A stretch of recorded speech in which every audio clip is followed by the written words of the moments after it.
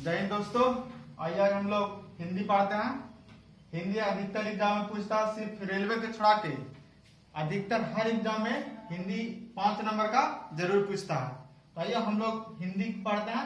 हिंदी में सबसे पहला पढ़ेंगे हम लोग वर्ण परिचय, जानेंगे कि वर्ण किसको कहते हैं। अगर आप हमारे चैनल पर नए हो तो चैनल को सब्सक्राइब कीजिए, लाइक कीजिए, आगे बढ़ने में हेल्प कीजिए। आपको हाथ जोड़कर प्रणाम करता हूँ। देखिए यहाँ सबसे पहले हम लोग वर्ण परिचय के बारे में पढ़ेंगे कि आखिर वर्ण कहते हैं किसको, परिचय के अर्थ क्या होता है, उसके बारे में जानकारी देना। क्या उसके बारे में जानकारी देना। जैसे हम लोग कोई बोलता है ना कि अपना परिचय बताइए, हम लोग नाम बताते हैं, घर बताते हैं, दूरा बताते हैं कि कहाँ, तो इसी प्रकार से हम लोग वर्ण परिचय के बारे में पढ़ेंगे कि आखिर में वर्ण कहते हैं किसको। आइए हम लोग वर्ण का सबसे पहले पोस्टमार्टम करते हैं। तो देखिए वर्ण उस मूर्धध्वनि को कहते हैं जिसके खंड या टुकड़े नहीं किए जा सकते हैं। जैसे देखिए आ को हम लोग खंड करेंगे, आ का कुछ भी संधि विच्छेद करेंगे तो नहीं होगा। लेकिन अगर यही रहता क्या चीज आ, क्या चीज रहता आ, तो इसको हम लोग क्या चीज करेंगे, खंड विच्छेद कर देंगे। जैसे आ लिख देते प्लस आ लिख कर इसको विच्छेद कर दिए। हम लोग पढ़े उदाहरण जैसे लिखे राम। राम में देखिए मूल 4 ध्वनि है। जैसे लिखे राम, राम राम, इसको ऐसे लिख सकते हैं आधा रा प्लस आ प्लस आधा मा और प्लस आ। इसको में देखिए तो क्या चार मूल ध्वनि है, 1 2 3 और 4 बार। तो देखिए तो उदाहरण राम में क्या 4 हुआ। उसके बाद पढ़ते हम लोग वर्ण संकेत। संकेत का मतलब क्या होता है, संकेत का मतलब सिंबल। जैसे हम लोग केमिस्ट्री में पढ़ते हैं तो लिखते हैं ना बहुत सब चीज संकेत का यूज करते हैं। जैसे रहता सोडियम, क्या रहता सोडियम, तो सोडियम को हम लोग लिखते हैं एन। तो देखिए तो संकेत के रूप में यूज किए। पोटेशियम को लिखते हैं के, सब क्या के रूप में करते हैं, संकेत के रूप में करते हैं। मैथ में जाइएगा तो वहां जोड़ को क्या लिखेंगे, प्लस से इंडिकेट करते हैं। घटाव को किससे करते हैं, माइनस से इंडिकेट करते हैं। लेकिन ऐसा लिखते हैं कि जोड़, ऐसे लिखते हैं नहीं, ऐसे नहीं लिखते। टाइम भी ज्यादा लगेगा, जगह भी ज्यादा लगेगा। वही कहता है वर्ण संकेत, कहता है कि हर वर्ण की अपनी लिपि होती है, उसे वर्ण संकेत कहते हैं। जैसे किसी भी, जैसे हिंदी का लिपि क्या होता है, हिंदी का लिपि देवनागरी है। इसी प्रकार वर्ण का अपना लिपि होता है, उसको वर्ण संकेत कहते हैं। कहते हैं वर्णमाला।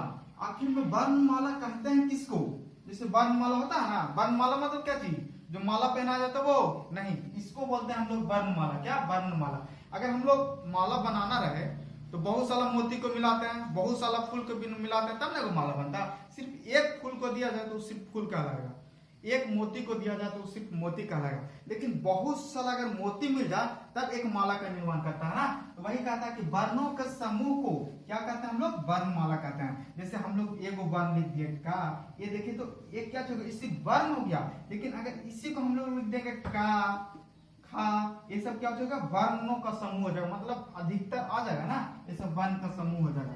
देखिए हिंदी में कितने वर्ण है, 48 वर्ण है। पूछेगा एग्जाम में पूछता है कि बताइए टीचर लगा कि निम्न में से हिंदी के वर्णमाला कितने हैं, तो ऑप्शन है 48, तो 48 मारेंगे।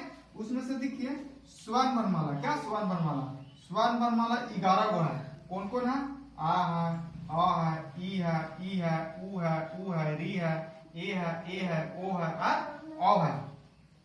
ये तो स्वर वर्णमाला 11 हो गया। देखिए व्यंजन वर्णमाला, व्यंजन वर्णमाला यहाँ से आ गया हम लोग जो का खा लिखते हैं ना, का ओ का खा गा घा अंगा, इसको पूरा ना शॉर्ट में हम लोग ना याद करने के लिए कवर्ग बोला गया। चा छा जा छा लिखते हैं, इसको चवर्ग बोला गया।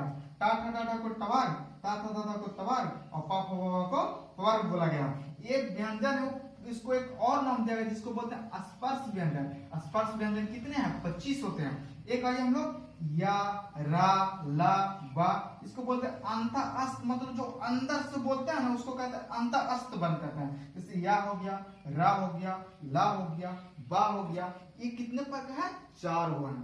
फिर यहाँ से आएंगे तलबी सा, बुधानी सा, दंती सा, हा, एक क्या क्या उसमें वर्ण है, क्या उसमें वर्ण। एक कितने प्रकार के होते हैं, 4 प्रकार के होते हैं। एक आता है डा और ढा, ये भी वर्ण क्या है, 2 गो है। एक आता है अनुस्वर, जो जैसे लिखते हैं हम लोग अंत, क्या अंत, यहाँ पर जो बिंदु पड़ता है ना इसी को बोलते हैं अनुस्वर।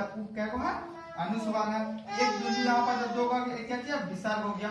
ये दोनों को क्या बोलते हैं, अयोग बा बोलते हैं। अब हम लोग जोड़ लेते हैं, स्वर 11 गो, व्यंजन 25 गो, फिर यहाँ पर डा ढा 2 गो आ गया, फिर अंत अस्त 4 गो, उसमें 4 गो, अयोग बादो, अगर इसको जोड़िएगा तो पूरा का पूरा 48 गो आ जाता है। हम लोग बोल सकते हैं कि हिंदी वर्णमाला कितने हैं? 48 हैं। वर्ण के भेद क्या है? वर्ण के भेद 2 गो है। कौन कौन है? एक है स्वर्ण वर्ण और एक है व्यंजन वर्ण। क्या गो भेद है? स्वर कितने भेद है वर्ण के? 2 भेद, स्वर्ण वर्ण और व्यंजन वर्ण। तो आइए सबसे पहले हम लोग स्वर वर्ण की पोस्टमार्टम करते हैं, इसके बारे में जानते हैं।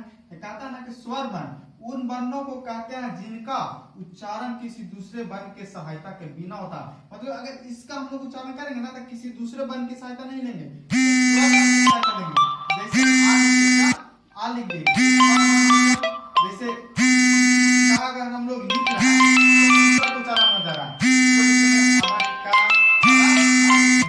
और एक देखिए ई को बोलने में चली जा रही है, नहीं स्वर्ण वर्ण कहां से तालु, इसको तालु से का उपयोग करते हैं, जीभ का उपयोग नहीं होता। जैसे आ ई का जीभ का उपयोग हो रहा नहीं हो रहा, कांठ या तालु का करते हैं।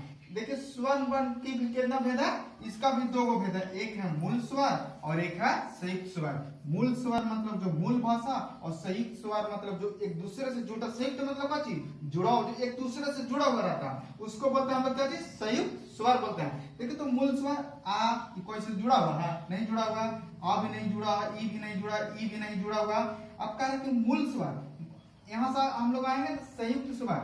संयुक्त स्वर बोले ना कि जुड़ा हुआ रहता था। देखिए तो ए जुड़ा हुआ, ए में आ भी शामिल है और ए भी शामिल है, ओ ए में आ भी शामिल है और ओ भी शामिल है, तब क्या बन गया? ओ बन गया। देखिए मूल स्वर का भी कितना भेद है? 2 गो भेद है, एक है हर्ष स्वर और एक दीर्घ स्वर। साधारण भाषा में समझिएगा कि हर्ष के मतलब होता है जिसका उच्चारण में कम समय लगे उसको हर्ष स्वर, और जिसका उच्चारण में अधिक समय लगे उसको दीर्घ स्वर बोलते हैं। जैसे हम लोग देखते हैं आ तुरंत बोल दिए, ई बोल दिए, उ बोल दिए, री बोले। अब यहाँ देखे तो दीर्घ आ बोल रहा है, आ एक मतलब क्या चीज? आ प्लस आ, यहाँ से मिलकर क्या चीज बन गया? आ बन गया। इसको बोलने में डबल टर्न लग रहा है। यहाँ हम लोग बोल रहे थे आ, एक और बोल रहे थे, इसको बोल रहे आ, एक का मतलब आ प्लस आ हो गया। आइए हम लोग व्यंजन वर्ण के बारे में पढ़ते हैं। व्यंजन वर्ण के मतलब साधारण समझिए, इसके उच्चारण में स्वर्ण वर्ण की सहायता ली जाती है। मतलब व्यंजन वर्ण के उच्चारण में स्वर्ण वर्ण की सहायता लिया जाता है। देखा था व्यंजन उन वर्णों को कहते हैं जिसके उच्चारण में स्वर्ण वर्ण की सहायता ली जाती है। जैसे का हो गया, का में देखे तो आ स्वर्ण, जैसे हम इसको लिखे का के आधा का प्लस आ, तब मिलकर का बन गया का बन गया। था इसको भी उच्चारण आ रहा है ना आ का, एक मतलब कि व्यंजन वर्ण का उच्चारण हम लोग स्वर्ण वर्ण की सहायता से कर रहे हैं। इसका 3 गो भेद है, एक है स्पर्श व्यंजन, स्पर्श व्यंजन, अंतः व्यंजन, और क्या चीज करा? उसमें व्यंजन करा। देखिए तो स्पर्श व्यंजन एक कबार, चबार, टबार, तबार और क्या किया? पवार है, मतलब कि किसी के संपर्क से निकल रहा। जैसे स्पर्श, जैसे हम लोग का बोले थे कंठ से निकल रहा है ना। इसका अंतःस्थ बन या, रा, ला, वा, क्या हुआ? 4 गो है। देखिए अंतःस्थ मतलब अंदर से निकल, या अंदर से निकल रहा। उसमें व्यंजन के मतलब होता है जिसके बोलने में उष्मा निकले, जैसे तलविसा, बुधानिसा, दंतिसा। हाँ, एक बार स्क्रीनशॉट इसको मार लीजिएगा। वर्णों की मात्राएं, क्या वर्णों की मात्राएं? तो कहता है कि व्यंजन वर्णों के उच्चारण में जिन स्वर मूल चिन्हों का व्यवहार करते हैं उसको क्या कहता है? वर्णों की मात्राएं कहते हैं। जैसे हम लोग लिखते हैं का, क्या लिखते हैं? का, तो का पर ए वाला है ना वो मात्राएं हो गया। जैसे लिखते हैं की पर ए वाला जो टका हुआ है ना वो क्या हो गया? मात्राएं हो गया। मात्राएं कितना होता है? मात्राएं 10 गो होता है। जैसे देखिए का वाला हो गया, की वाला हो गया, की वाला कु, क्री, के, कै, को, क। देखिए 1 2 3 4 5 6 7 8 9 10 मात्राएं कितनी होती है? 10 मात्राएं होती है।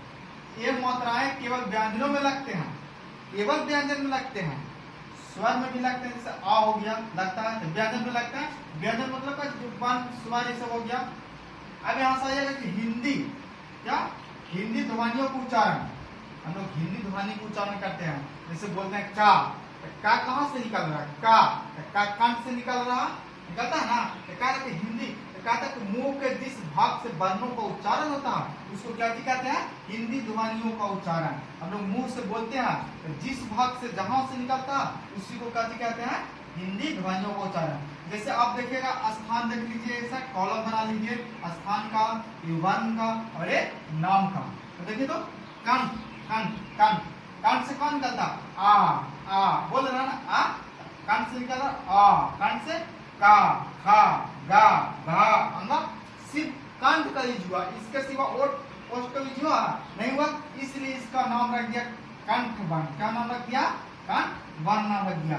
जैसे देखिएगा तालु, तालु, जैसे हम लोग बोलते ई, ई, चा, छा, जा, झा, या, सा, इससे क्या होगा? तालु। तालु से क्या होगा? इसको बोलते हैं तालाब वर्ण। एक होता है क्या? मूर्धा, क्या? मूर्धा, टा, टा, टा, टा, मूर्धारण, इसमें टा, ठा, डा, इसको बोलते हैं मूर्धन वर्ण बोलते हैं। ओष्ठ, ओष्ठ, ओष्ठ से उपयोग होता है उसका, जैसे अभी है दंत, दंत, दंत जैसे बोलते हैं ता, ता, ता, ता, ता, इसमें दंत आ रहा ना, ता था, इसमें तवार हो गया।